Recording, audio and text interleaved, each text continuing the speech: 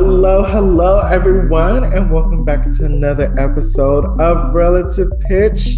Happy Wednesday, or happy any day that you are kind of, we drop on Wednesdays, but who knows whenever this might reach you. Just know that we are hoping that your week, your day, your hour, that you're with us is positive and amazing. First of all, I would have to say I'm wearing my little Go Dogs little hat today. So truly, Go Dogs, Michael. Did you watch the game? I never watched the game unless I'm there, and I still don't watch the game. That's true. That's true. Like They won though, right? they did. They beat Okay. They whooped that ass. Wow. Go dogs. Go dogs. But Lauren, your school is also Go Dogs, which I find hilarious. It's not. It's both It's Go not. Dogs and go Huskies. Absolutely. It should not be Go Dogs. I will die on this hill. It's a husky.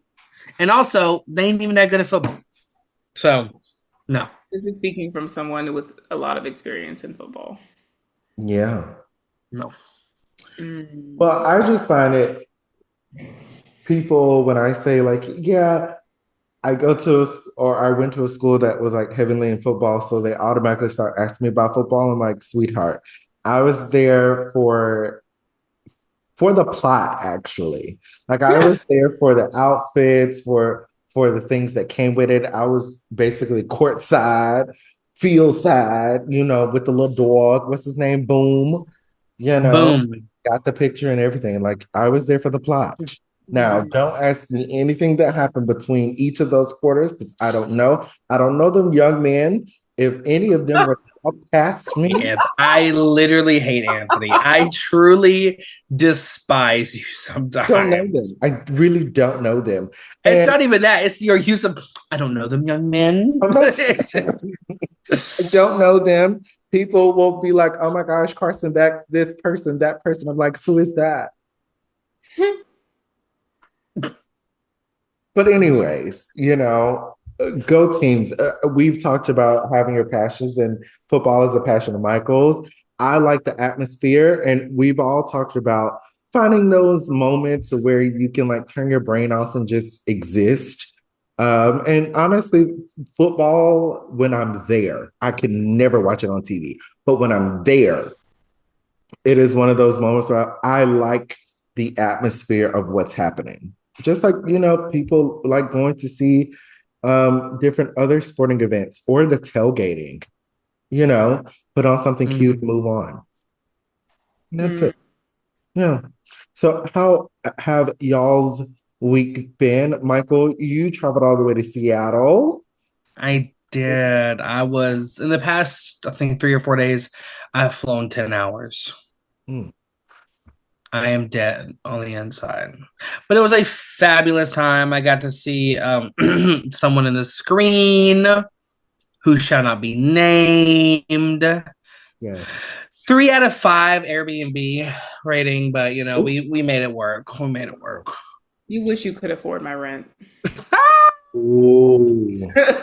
So done with you. So done with you. Get out. No, it's just been, oh my gosh, like October. I think one of the Too much. 3 episodes ago, we talked about Bantober, but in general, how October is just such a culminating like mass of stuff that happens before the holidays, and how we wanted to, like, we were telling people, pace yourself, take breaks, etc. And yeah, it's been a month. It's what is today? I mean, I guess on Wednesday it'll be what, the 23rd? It's already the 20s. Oh my God. Like the 20, it's there. already the 20s. It's already the 20s. I remember starting October, and it feels like she kind of like popped her head in and was like, hey, I'm just gonna like be here for a sec. And like she's running. And the only Not running. Sprinting. The only positive is that as soon as you hit November, it's basically Thanksgiving. And basically Thanksgiving means it's basically Christmas, But can we delay November just a little bit? Why? Are we delaying November? Yeah, I need to delay November. Okay, for a personal reason. that means Michael is procrastinating something major. So if you hire, I'm not procrastinating. First fire. of all, I have been practicing, but No. baby, I need it to be delayed. Okay. Mhm. He November is coming. hasn't touched that. Honestly, this is Yeah, it's you crazy. need to stop. Ooh, it's crazy to think because like the week that's coming out is my birthday week. Ah, Oh my God, you're turning like 35. You're weird. Don't do too much. you're weird. Don't do too much. Uh, You're doing too much. Because last time I checked, you are the one with the AARP. Mm. First of all, I know AARP already called you and you already a member. Then you already drawn your social security. Baby, don't do that.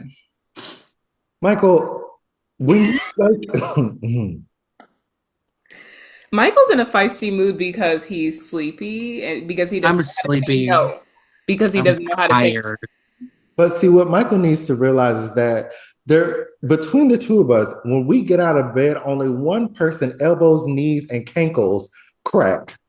Not mine. First of all, she ain't Uh, got no cankles over here. no, no, She ain't no, got no cankles over here. no. And yes, Do I need to yes, pull up the picture? Do I need to pull up the picture? that was the shoe, and that was years ago. Okay. You know what? First of all, and then second of all, yes, my elbows and knees and toes be cracking because I be working and these children be making me so tired. Literally, what was it, 3, 4 weeks ago? Michael texted us and was like, I'm in the urgent care because I think I got gout. First of all, first of all, AARP. first of all, first of all, that was not 2, 3 weeks ago. Yo, time perception. I know as you get older, your time perception ain't good. That was at least a month, if not 2 months ago. that's crazy. It was not 2 months ago. That's insane. It was early September, almost 2 months ago. I don't even know about that, but It was. I got a receipt over there. I had to go buy my gout medicine. Exactly. So And first of all, it never came back. Knock on wood, so it ain't gout. I just jammed it really, really bad, and it hurt. And it hurt. It says they're the youngest. Mm. First of all, I never said I was the youngest. I just said you old. mm. Well, Oldest, eldest. Thank you. one of the highlights to make Michael's life easier so he doesn't die Thank you. Thank you. of his visit here was actually we got to see a lovely concert at the Seattle Symphony featuring Tina Ting Helseth, the trumpet star, one of Michael's faves. Okay. What I will have to say, it's more rare than not. Yes, more rare than not to see a woodwind or brass soloist with a symphony. It's mainly usually violin, cello, piano, and it gets boring after a while. No matter what cute the dress of the soloist is, or like if they play it well, of course they're playing it well. It just gets boring. It's the same thing. So Yeah. see like a trumpet, and also of course it's being Tina, like her as a woman within the brass world, like I was like, oh, this is gonna be great, but I was like, I'm expecting a lot of people not to show up because it's not violin or piano. It was packed. Packed both nights. So now my question is, are we gonna do something about that? Is that going to be a continuous situation? Because I want to see tuba, I want to see bassoon, like I want to see clarinet. Oh, actually, maybe. Okay. First of all, you going a little too far. Tuba was too far. Clarinet was too far. Bassoon, we could do that. Whoa. Trombone, that would be cute. Where Horn. did the tuba hate come from? Right. I'm not hating on tuba, but like it just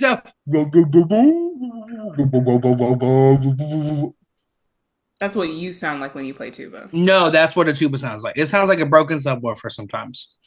Also, no shade, no tea. If an orchestra doesn't play delicate enough to cover up plays too not delicate enough and it covers up a trumpet, what you think will happen to a tuba?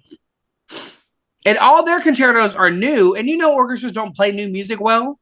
Well, and that's the issue. Then that, first of all, it needs to be an educational thing for everybody. Just because you're professional doesn't mean you stop learning.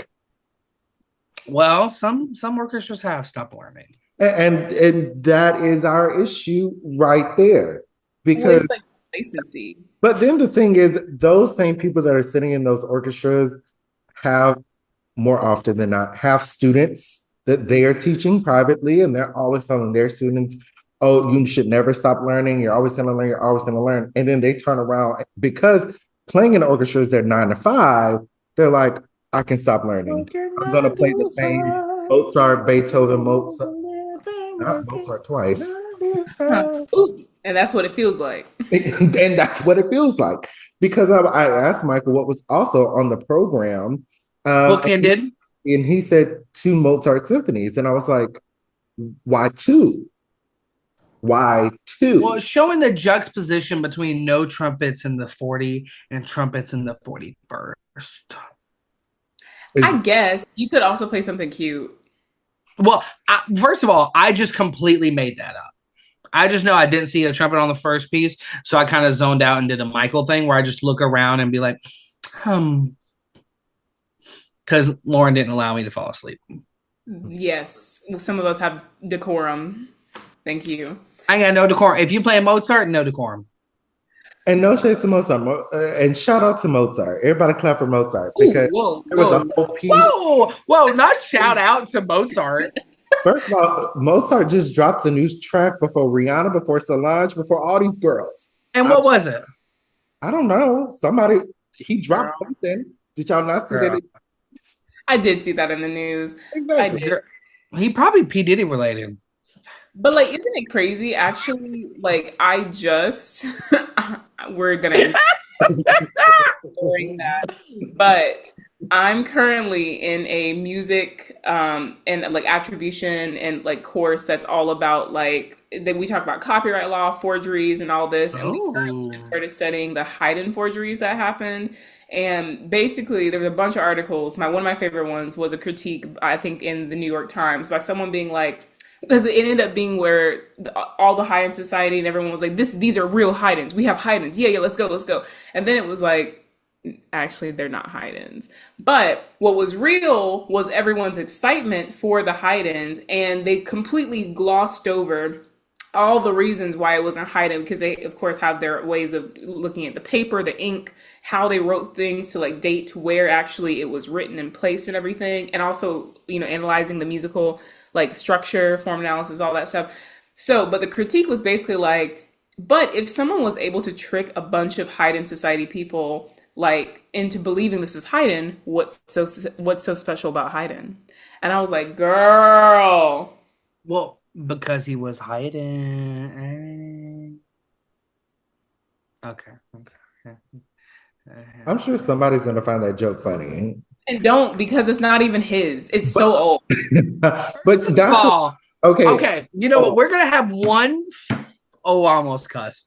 We're gonna have 1 hour in the next 2 weeks where y'all don't do this. Okay, my mental state is not here for this. Okay.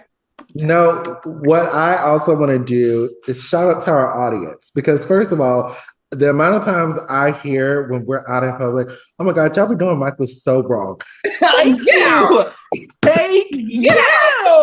No, Michael does this himself. Michael literally, before we hit record, is sitting up here laid up in the bed. I was in the bed.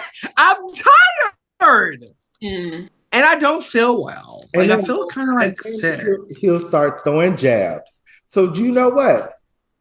That's not my problem. The next thing I have to say, the mic is on.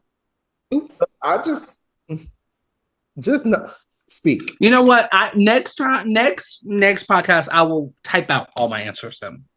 You can't type. You can't spell, girl. I really can't. I really can't. In the form of a sentence, still be whooping yo. You know what? Oh, we love you. Oh. Oh. Here comes chicken scratch.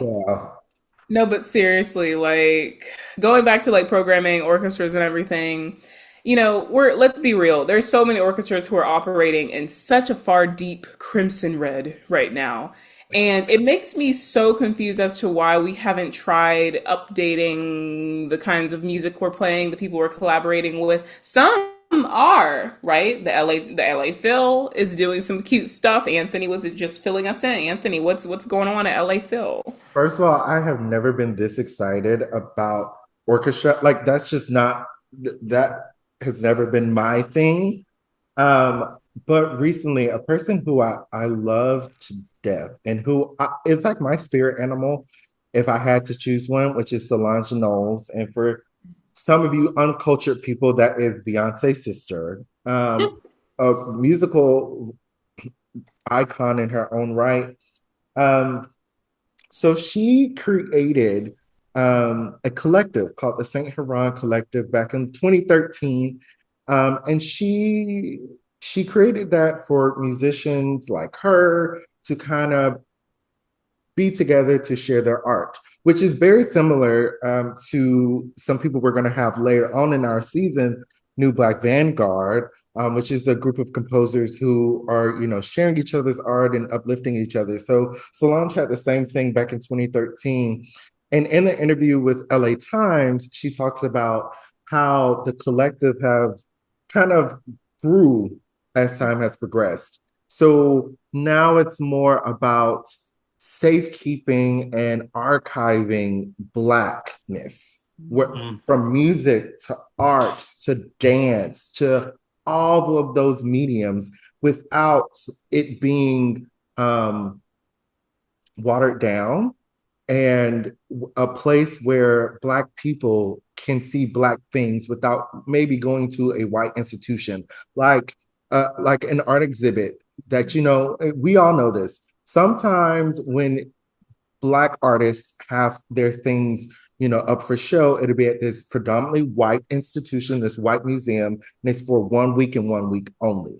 Mm. So, and we often show up. Like I will never forget the ASO. It was a couple years ago. They did a show where they invited all the D9 organizations. Mm-hmm. Maybe everybody showed up and showed out, but that was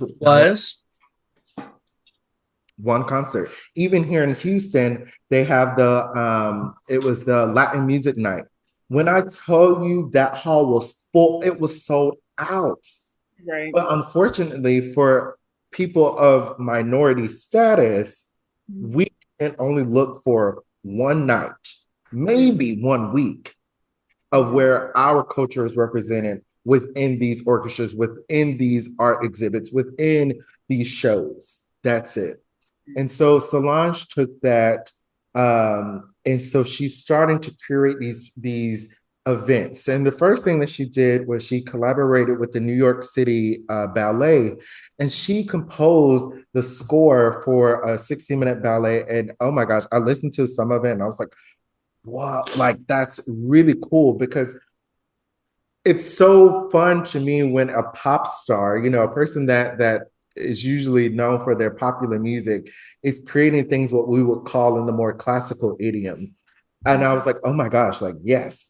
So, and then this year, literally this past weekend, Saint Heron and Solange collaborated with the LA Philharmonic, which is one of the top orchestras in the country, for a 3-night event called the El Dorado Ballroom, which each night represented a specific kind of sector of Blackness. The first night was called On Dissonance, celebrating classical music by Black female artists, in which the first piece that they performed was a piece called Symphonia by Patrice Rushen, which, if you don't know Patrice Rushen, I would go Google who that is and listen to the song Forget Me Nots, which, if you're on TikTok, you would know the song.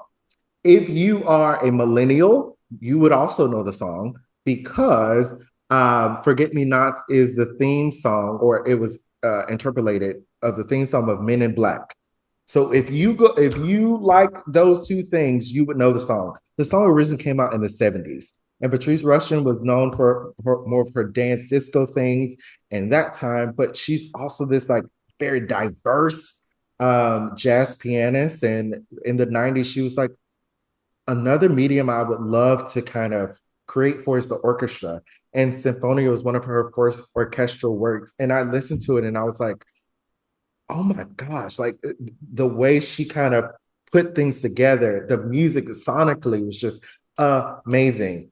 So that was the opening piece for that night. And then a composer that Solange, she didn't rediscover, but we've talked about Florence Price on here and how her rediscovery of pieces really came after COVID, after 2019, after the 2020 social unrest, where all these musicians are like, oh my gosh, we need to play Black music. So that's when you really start to hear William Grant Steele's music. You started to hear Florence Price's music and many others from that era.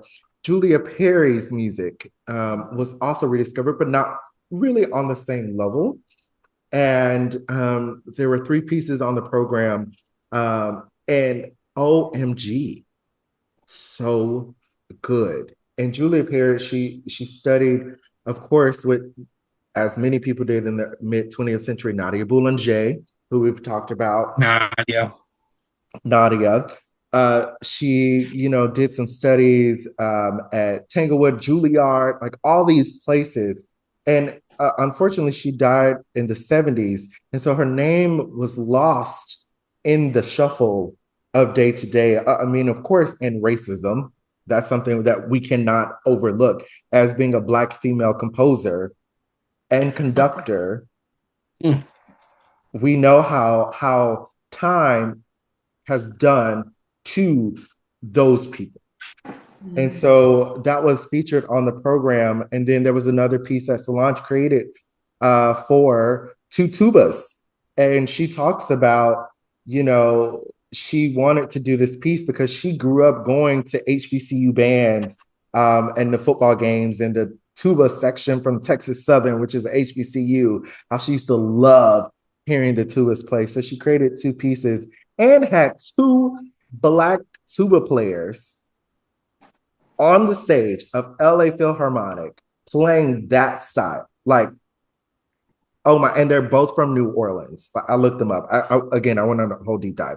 Like, it's really cute though because they're listed as sousaphone on the LA Phil's like program. I was about to ask, did they play it on sousaphone or did they play it on tuba? They played it on sousaphone, and they were pointed next to each other like it was a battle, like how HBCU style would do between the two tuba sections. And it's funny, Michael, that you mentioned a tuba concerto earlier in this episode, and here it is, Solange.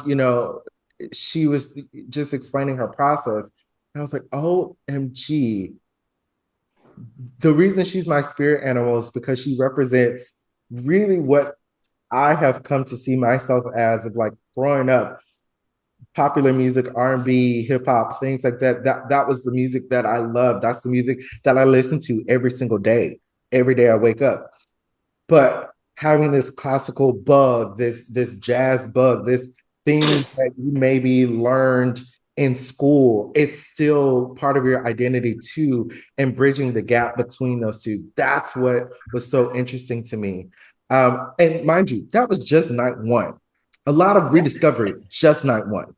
That's what's so amazing to me is like looking through this. And I'm sure we'll drop the link for LA Phil's like program website for this, but the way they programmed this is beautiful. Like they were able to get in such amazing works and artists within this, with the second night being a focus on experimental jazz, funk and soul, and the third being like more on devotional spiritual music towards gospel roots.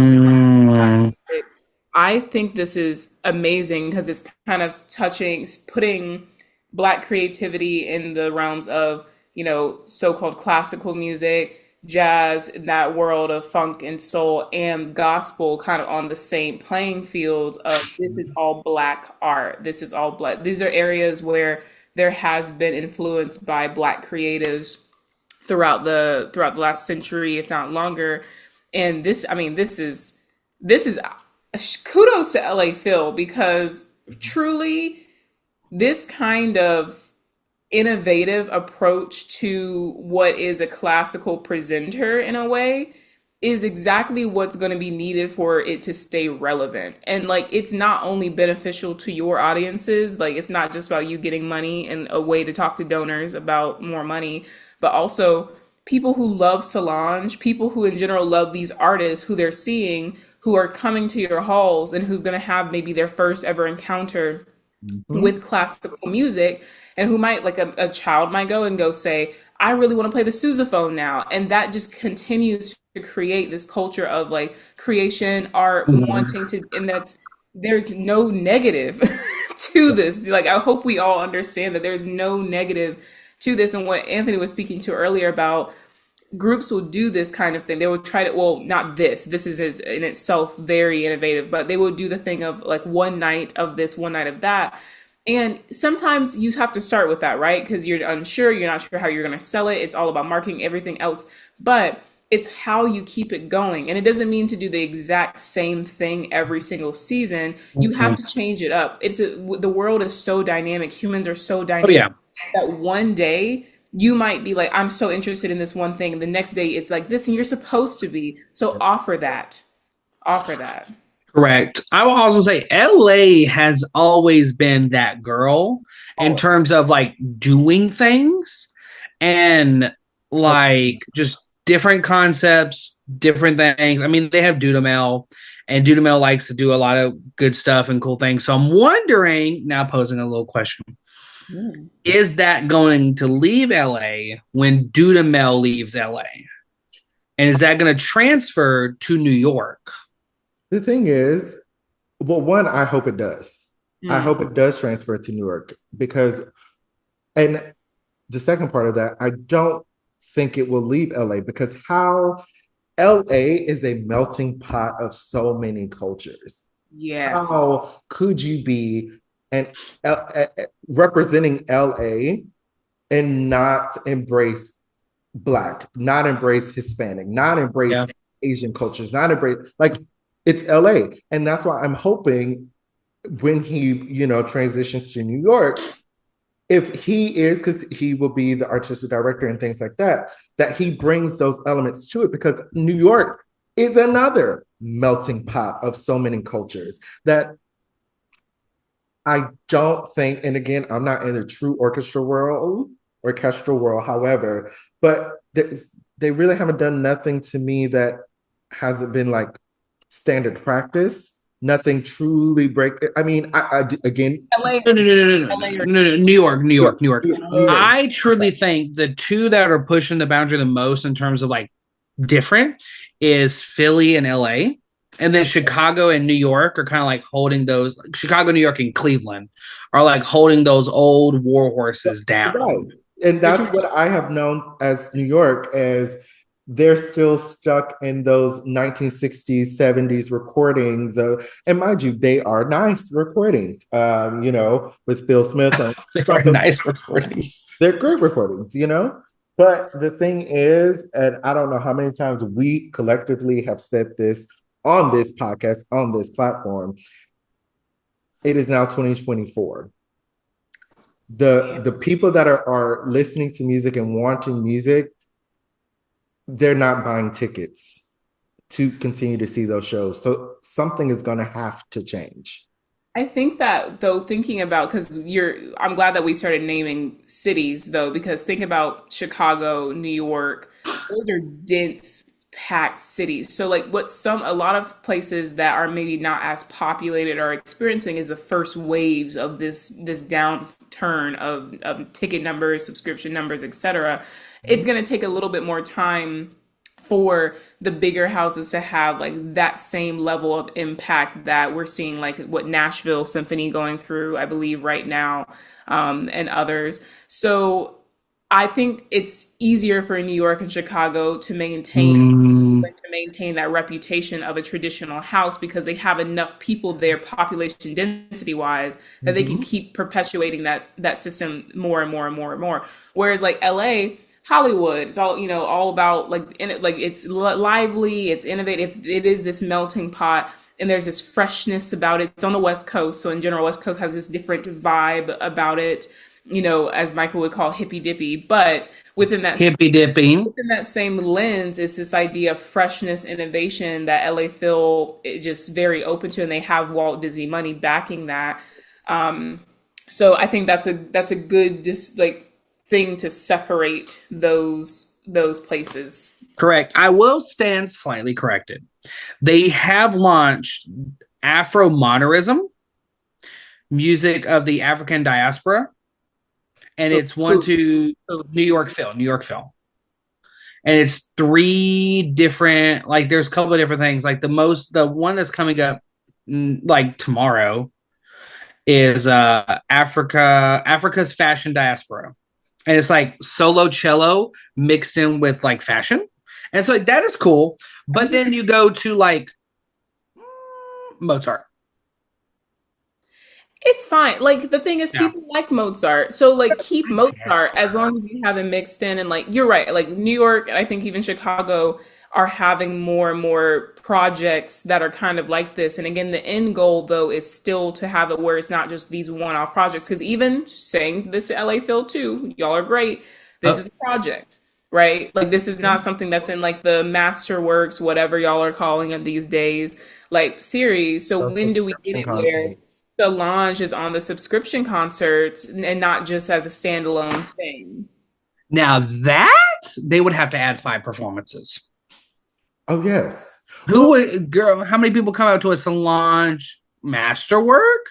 But that's the other thing about when you do these pieces is that the audience is coming because of who the name is attached to.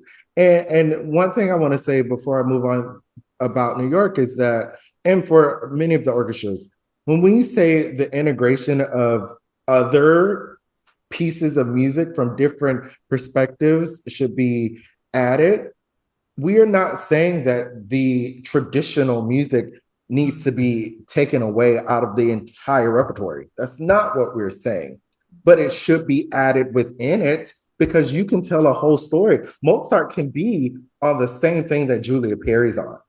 There can be a story tied to that. And then in your next concert, you can bring something by Arturo Marquez and put that with something of Brahms. You can make the story, and it's showing that it's making up what our culture in America is, of there's many different voices that is heard without tokenizing, without it being a one-off or two-off or maybe a little side project. No, I remember in 2020, we're going to make sure that everything is on these programs and everything gets treated with the right respect. Remember, next year's the year we can actually start looking at it. It's 5 years. And we're already looking at it. And we're already seeing that it was a whole lot of lies for majority of those institutions. Correct. I also want to put something out there. Don't do the same composers. Like, yes, let's do Marquez one time. Let's do Florence Price. Let's do X name composer. Don't keep doing them. Try deeper and try to explore more. Like every symphony, I'm pretty sure Lauren can correct me on this, like big symphonies, even small ones, has education offices and departments. Depends on how big they are. Well, sometimes it's just one person, or sometimes it's like 5 of us, like Seattle Symphony. Beautiful. Other times it can be tied into like another role, but it is becoming a way more standardized like department or role to have is education. But most tier ones will have them. Oh yeah! Oh my gosh! Absolutely. Okay, that's what I'm mainly talking about. Tier ones. Use your education department to educate yourselves. And if you want to have a resident education person who's specifically on it, because education departments specifically right now within American orchestras are made in terms of outreach, external, but rarely are we actually asked internally to speak to programmers, to marketers, directors about how to speak to the works that's being programmed. And that's the issue. There's a disconnection. We're supposed to be educating the community, but the people in the building ain't even educated. So what is that? But also, if you want that, pay me more. I'm not doing all my programming and educating you with the same budget. So I will say that. Because them symphony musicians gonna walk off and be like, "Yeah, hey, what was your favorite piece?" I know I just didn't like the weird one, and they'll just walk off. It's true that, well, they're allowed to have that distance from what is actually going on. There's people who took so much time to think about the programming and the story, and sometimes you have musicians who don't care about that absolutely whatsoever. It's all about culture, and I'm glad this reminded me of something we were just talking about. Is Dudamel leaving LA Phil going to affect what's going on at LA Phil, and will he take it to New York? It is all about the culture of the people who are there. I am currently doing show talks for the opera Jubilee by Tazewell Thompson, who wrote Blue. And all this is a story about the Fisk Jubilee singers. And the Mm. thing about it is the Seattle Opera has been so it's been significant the impact they've had on modern operas, specifically modern operas by Black composers. And the exiting general director, she's leaving, the one who was responsible, I believe, for bringing Blue in and A Thousand Splendid Suns when it was back here as well, and now Jubilee. And people are coming up after the pre-show talk going, well, with Christina leaving, is this all going to stop? And I was like, it won't if you don't. If Ooh, you keep as patrons demanding that you are, I in like with Aida, with La Traviata, I want to see Thousand Splendid Suns. I want to see Jubilee. I want to see Malcolm X. That mhm. is what has to happen for it to continue. So we cannot even just put it on this one person, even though they make a ridiculous amount of money and they're supposed to. But like, if in New York, Phil, like it's not just going to be one person who changes. It has to be a collective amount of people who are pushing it, who are making sure that we're continuing to do it. So I think there's going to be some impact, of course. Leadership changes always leaves Yeah, impact, but as long as the community is like, we want this still and we're demanding yeah. this, and our ticket numbers, our attendance numbers, all that will reflect that, we'll see that. Well, Absolutely. because I think a little bit why we've seen a little bit of change because I was just looking through more of the thing in New York was the person who brought in Dudamel now works at New York, and that is one reason he is going to New York. She has secured him that, so I think she's trying to make that change there, like she probably did at LA, and she probably set up that culture to hopefully stay there. So it'll be good if this can hit a couple of tier. Baby, just go ahead and make a round of the tier ones. I know it's a lot of moving for you, but just keep going. I believe in you. And And this is you talking about Deborah Borda? Yes. Uh-huh. Because it, girl, oh never mind. well, I was saying, if the community isn't there, then this nobody's getting paid. Zero people is getting paid. It is not one of those, oh, we're still going to do this and nobody's in the chair. It doesn't work that way. So you have to reflect what the people want. Mm. And when it's always funny to me when these things happen, like the Eldorado's ballroom with Solange happens, and some of those people that work in the orchestra, they're like, oh my gosh, I didn't know these people were here. They've always been here. They knew where LA Philharmonic was. They knew where the room was. But did you go out to see them before Probably today? not. Mm. Answer that question. So don't wait until something like this happen. It's part of the job to go out into the community to settle. What can we do for you? Not, we just want your money so we Mm. can pay thousands and thousands of dollars to some people that sit behind a desk. Right. Correct. Shout out to Solange for being just so innovative and thoughtful with her programming and what she's doing Correct. with her time as an artist. And shout out to LA Phil for continuing this tradition of innovation. And, we hope to keep pushing you to, again, placing this kind of work onto your subscription series so that there's more. It's not just because right now it's still a little separated, right? We're not sure if the people, or it's framed in the sense of the people who want to hear Brahms don't want to hear Solange. That's not true. I want to hear Brahms and I want to hear Solange. Like, Absolutely. what Facts. about me? What about the Laurens of the world, right? And there's plenty. It's just so, again, dynamic. That's a fun word. The word of the week is dynamic. Things change so much. Allow people to pick and choose and go, oh, this Mm. week I do want to go to this. And trust that when they're not there, another person comes and goes, oh, I do want to go to this though. Mhm. You can have it all. You can have it all. You can have it And all. shout out to the artists, the composers, musics who's discovered every day, who's being performed every day, that was lost in time due to many factors. So shout out to Julia Perry's music being rediscovered, Patrice Rushen, and to the people that were and to the people that are doing the work to find these works, because they are important to be part of our lexicon. Absolutely. Correct.